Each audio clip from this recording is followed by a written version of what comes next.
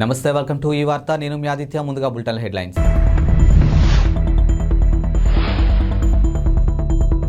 వాళ్ళు మన బలం ఉపయోగించుకోండి, ఒక్క ప్రాణం కూడా పోకూడదు, గుర్తుపెట్టుకోండి సీఎం జగన్ సంచలన వ్యాఖ్యలు.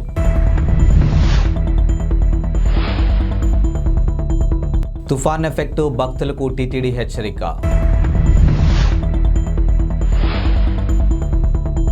తుఫాన్ ప్రభావంతో సుడిగాలి బీభత్సం, పైకెగిసిన నీరు. మీచౌంగ్ తుఫాను ప్రభావంతో తమిళనాడుతో పాటు ఆంధ్రప్రదేశ్లో అతి భారీ వర్షాలు కురుస్తూ ఉన్నాయి. తుఫాను ప్రభావిత ప్రాంతాల్లో సహాయక చర్యలు ముఖ్యమంత్రి వైఎస్ జగన్మోహన్ రెడ్డి అధికారులతో సమీక్ష నిర్వహించారు. ప్రజలందరూ ప్రాణాలను కాపాడుకోవడం మన బాధ్యత అని, ఒక్క ప్రాణం కూడా పోకూడదని అధికారులు ఆదేశించారు. పశువుల ప్రాణాలు కూడా రక్షించాలని తెలిపారు. ఇప్పటి వరకు 211 సహాయక శిబిరాల్లో సుమారు 9,500 మంది ఉన్నారని అధికారులు సీఎంకు తెలిపారు. ఇక నెల్లూరు, తిరుపతి సహా తుఫాను వల్ల దెబ్బతిన్న ప్రాంతాల్లో కరెంటు సరఫరా వ్యవస్థను యుద్ధ ప్రాతిపదికన పునరుద్ధరించాలని సూచించారు. సీఎం క్యాంపు కార్యాలయంలో జరిగినటువంటి ఈ సమీక్ష సమావేశంలో రెవెన్యూ విపత్తు నిర్వహణ శాఖ special CSG Sai Prasad, CCLI secretary Imtiaz, CMO అధికారులు పాల్గొన్నారు. ఇద్దరికీ కూడా లైఫ్ను మనం ప్రొటెక్ట్ చేయగలిగిన బాధ్యతను మనం తీసుకుంటున్నాం అనేది గుర్తుపెట్టు. స్పెషలీ ప్యాడీ ప్రొక్యూర్మెంట్, ఖరీఫ్ ఏదైతే కోతకు వచ్చిందో ఈ పంటను మనం కాపాడుకోవడం అన్నది వెరీ వెరీ ఇంపార్టెంట్ ఆస్పెక్ట్. దీనికి సంబంధించి ఇప్పటికే ఆల్మోస్ట్ 97,000 టన్స్ను నిన్న ప్రొక్యూర్ చేసినాం. ఎన్డీఆర్ఎఫ్, ఎస్డీఆర్ఎఫ్ అన్నది one part of the story. The biggest strength what we have, what no other state has, is our Grama Sachivalayam వ్యవస్థ అండ్ వాలంటీర్ వ్యవస్థ. Grama Sachivalayam Vyavastha does not only mean the Sachivalayam staff. It also means village clinics, it also means RBKs. It also means Sachivalayam staff. It also means volunteers. This is the biggest strength what we have. Almost every 70 inlaku 60 inlaku oka volunteer kuda manaku available ga unna గొప్ప పరిస్థితి బహుశా ఏ రాష్ట్రంలోనూ కూడా లేదు. ఒక మన రాష్ట్రంలో మాత్రమే అవైలబుల్గా ఉన్న పరిస్థితి. So this is our biggest strength. So ఈ స్ట్రెంగ్త్ను బాగా ఉపయోగించుకోమని చెప్పి ప్రతి కలెక్టర్కు మరొకసారి at the cost of repetition, I'm once again telling them, because every time there is a meeting of this sort, every time there is a cyclone, every time I give the directions, but it is very important that this వ్యవస్థ ఏదైతే మనం create చేసినామో ఈ వ్యవస్థను మనం ఎంత ఎఫెక్టివ్గా, ఎంత ఎఫిషియెంట్గా వాడుకోగలిగితే అంత ఎఫిషియన్సీ ఇంతకుముందు నేను చెప్పినవి అన్నిట్లోనూ కూడా తీసుకొని రావచ్చు. Very very important aspect. One should always keep in mind that ఈ క్యాంప్స్లోకి ఎవరినైతే మనం మనుషులను తీసుకొని పెడుతున్నామో మీరే వెళ్ళి క్యాంపుల్లో ఉంటే what kind of facilities you would like to have, you would want there to be in existence. అవే రకమైన ఫెసిలిటీస్ అక్కడ ఉండేట్టుగా చూసుకోండి. ఒక 10 రూపాయలు ఎక్కువ ఖర్చు అయినా పర్వాలేదు. Please be mindful of this. You need to position yourself in their shoes and be empathetic to the cause. So this is one thing that you need to be very very mindful of that. And క్యాంపుకు వచ్చిన ప్రతి ఒక్కరూ కూడా ఇంటికి వెళ్ళేటప్పుడు చిరునవ్వుతో ఇంటికి వెళ్ళే పరిస్థితి తీసుకొని రావాలి. ఇంటికి వెళ్ళేటప్పుడు give them 1,000 rupees per head, or if it's a family, ఇంతకుముందు 2,000 ఇమ్మని చెప్తా ఉంటుంది, ఇప్పుడు దాన్ని కూడా ఇంకొక 500 పెంచి 2,500 ఫ్యామిలీకి ఇచ్చి పంపించండి. తుఫాను ప్రభావంతో తిరుమలలో ఈదురుగాలు కూడినటువంటి భారీ వర్షం కురుస్తున్నాయి. దీంతో భక్తులకు ఇబ్బంది పడుతూ ఉన్నారు. పాంచజన్య సమీపంలో భారీ వృక్షం నేలకూలింది. దీంతో 4 వాహనాలు దెబ్బతిన్నాయి. తిరుమలలో 10 సెంటీమీటర్ల వర్షపాతం నమోదైంది. తుఫాను నేపథ్యంలో ఉదయం 6 గంటల నుంచి రాత్రి 8 గంటల వరకే ద్విచక్ర వాహనాలు ఘాట్ రోడ్లపై తిరిగేందుకు టీటీడీ అనుమతి ఇచ్చింది. తుఫాను కారణంగానే రేణిగుంట విమానాశ్రయం నుంచి రాకపోకలు సాగించే పలు విమాన సర్వీసులు రద్దయ్యాయి.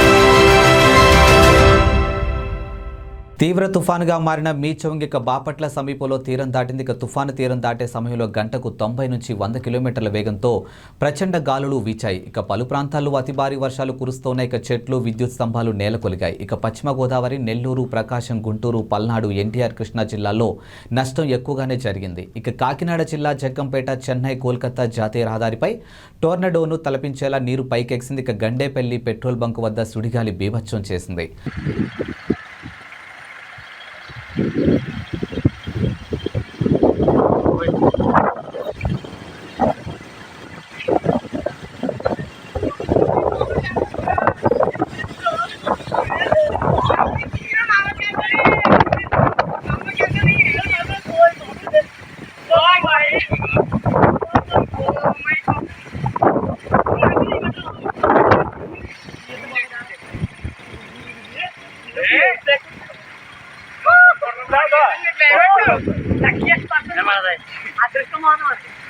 సముద్రం చూడకుండా చాలా బాగుంది.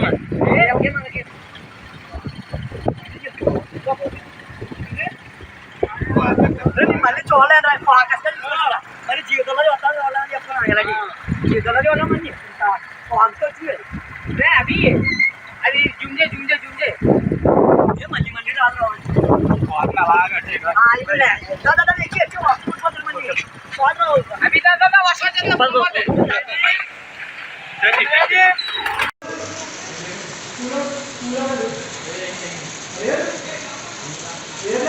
లేదు రా తీస్తాను రా బాబు. బాబు బాబు ఇంత దారుణమే. ఇప్పుడు దాకా చాలా స్పీడ్ వచ్చిందిరా. ఎప్పుడు చూడలేదురా. ఇదేరా ఫస్ట్ అమ్మ బాబు అంత పొగలు అవుతుందిరా బాబు. అది ఓయ్ బాబా ఎన్ని జుట్టు చేయి బట్టలు గుట్టలు. ఓయ్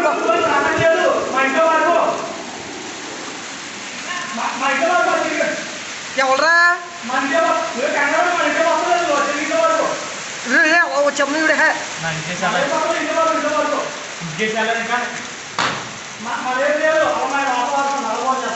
అంత అలా వచ్చేస్తున్నట్టు బాబు. అది అదేదో పేలిపోయింది. ఎవరా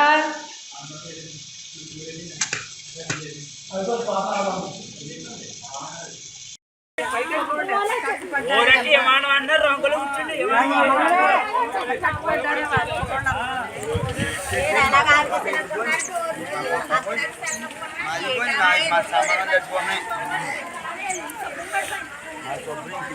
పాటు కొట్టుకొని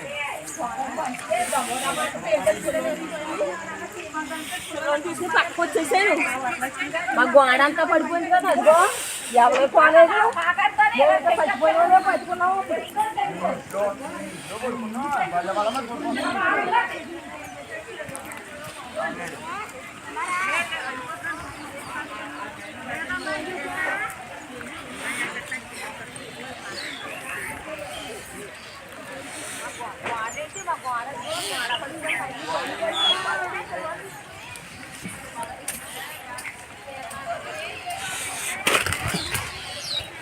పోయి వాళ్ళు రెండు పోయి మొత్తం పోయాలి.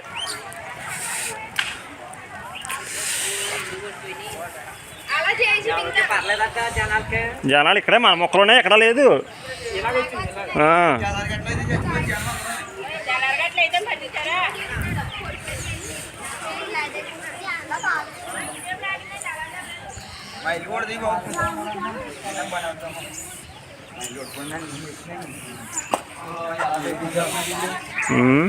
అర్జెంట్ గట్టే వాళ్ళు రావాలి కదా కరెంట్ వాళ్ళకి. బాబోయ్ ఎక్కడ ఏం లేదు.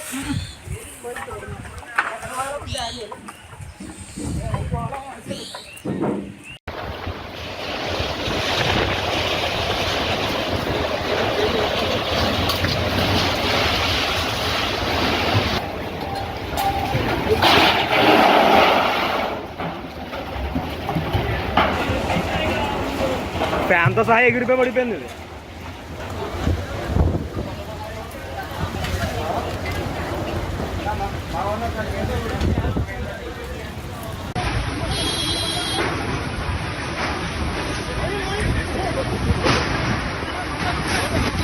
తెలంగాణ కొత్త సీఎంపై ఉత్కంఠకు తెరపడింది. ఇక రాష్ట్రానికి కాబోయే ముఖ్యమంత్రిగా కొడంగల్ ఎమ్మెల్యే టీపీసీసీ అధ్యక్షుడు రేవంత్ రెడ్డిని కాంగ్రెస్ అధిష్టానం ఖరారు చేసింది.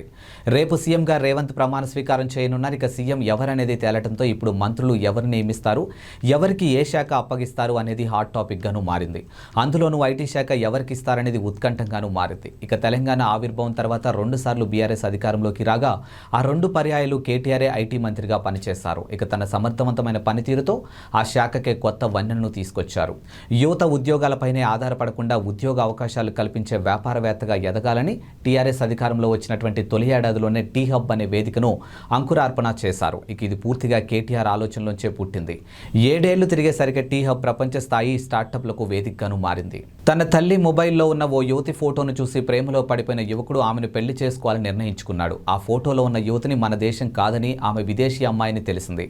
అయినా సరే ఆమెను ఇష్టపడి అతడు తన అభిప్రాయాన్ని కుటుంబ సభ్యులకు తెలియజేశాడు. ఇక కొడుకు ఇష్టాన్ని కూడా గౌరవించిన ఆ తల్లిదండ్రులు అమ్మాయి కుటుంబంతో మాట్లాడారు. అందుకు వారు కూడా సమ్మతించడంతో పెళ్లికి గ్రీన్ సిగ్నల్ వచ్చేసింది. కానీ ఇంతలో కరోనా, వీసా సహా పలు ఆటంకాలు ఎదురవడంతో 5 ఏళ్ల పాటు నిరీక్షించాల్సి వచ్చింది. చివరకు అన్ని ఆటంకాలు అధిగమించిన ఈ జంట వచ్చే ఏడాది ఒకటి కాబోతుంది. ఇక తనకు కాబోయే భర్త కోసం యువతి సరిహద్దులు దాటి భారత్లో అడుగుపెట్టింది. పాకిస్తాన్కు చెందినటువంటి యువతి మంగళవారం వాగా అటారీ అంతర్జాతీయ సరిహద్దు దాటి భారత్లోకి చేరుకోగా కాబోయే అత్తింటి వాళ్ళు ఆమెకు బాచా భజంత్రులతో ఘన స్వాగతం పలికింది. ఇక వివరాల్లో చూసుకున్నట్టయితే కోల్కతాకు చెందినటువంటి యువకుడు సమీర్ ఖాన్ జర్మనీలో ఉన్నత చదువులకు చదువుకున్నాడు. అక్కడి నుంచి 5 ఏళ్ల కిందట 2018లో మేలో భారత్కు వచ్చిన సమీర్ తన తల్లి ఫోన్లో కరాచీకి చెందినటువంటి జావేరియా కనుమ్ ఫోటో చూసి ఇష్టపడ్డాడు. ఇక పెళ్ళంటూ చేసుకుంటే ఆమెనే చేసుకుంటానని తల్లిదండ్రులకు చెప్పాడు.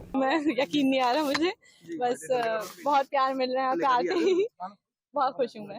5 साल के बाद 5.5 साल के बाद अब हमें जाके मुझे वीजा मिला है तो मैं आ सकी हूँ यहाँ पे। तो खाली पासपोर्ट वगैरह आ गए थे वापस।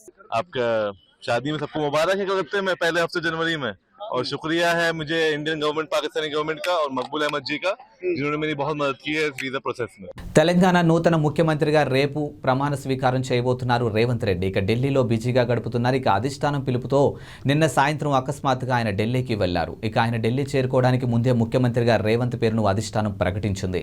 ఢిల్లీ వెళ్లిన రేవంత్ ఈ ఉదయం పార్టీ అధ్యక్షుడు మల్లికార్జున ఖార్గే, పార్టీ జాతీయ ప్రధాన కార్యదర్శి కేసీ వేణుగోపాల్తో భేటీ అయ్యారు. ఇక సీఎల్పీ నేతగా తనను ప్రకటించినందుకు వారికి కృతజ్ఞతలు తెలిపారు. ఇక మరి కాసేపట్లో పార్టీ అగ్రనేతలు సోనియా గాంధీ, రాహుల్ గాంధీతో భేటీ అవుతారు. ఇక మంత్రివర్గ ఏర్పాటు, ఇతర అంశాలపై వారితో చర్చిస్తారు.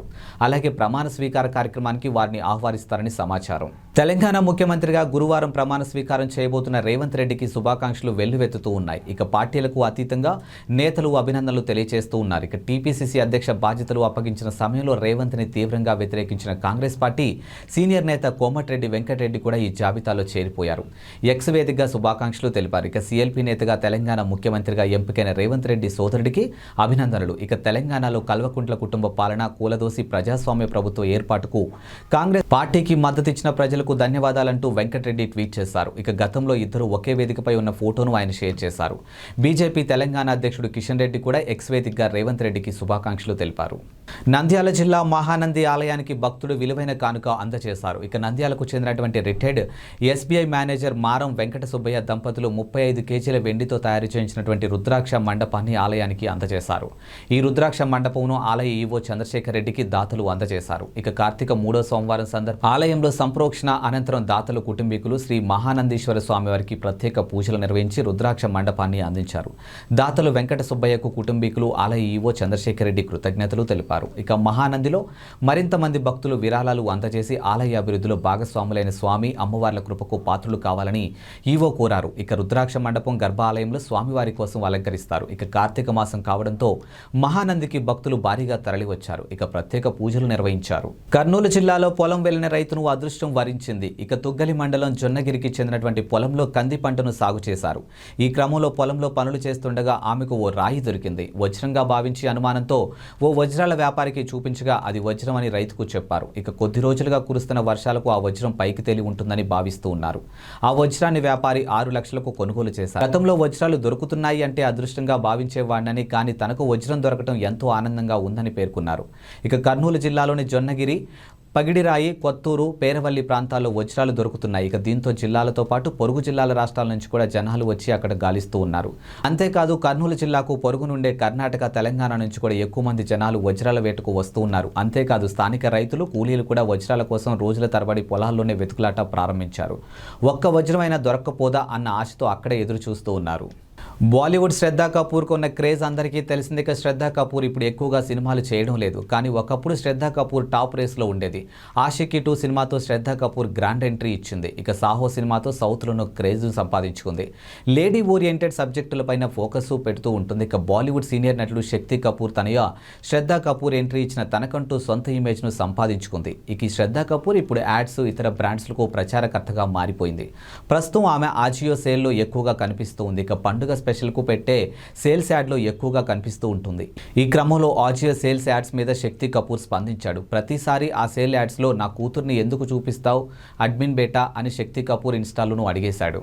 ఇవి ఇవాల్టి బులెటిన్ అప్డేట్స్. మరో బులెటిన్తో మళ్ళీ కలుద్దాం. అంతవరకు సెలవు, నమస్కారం.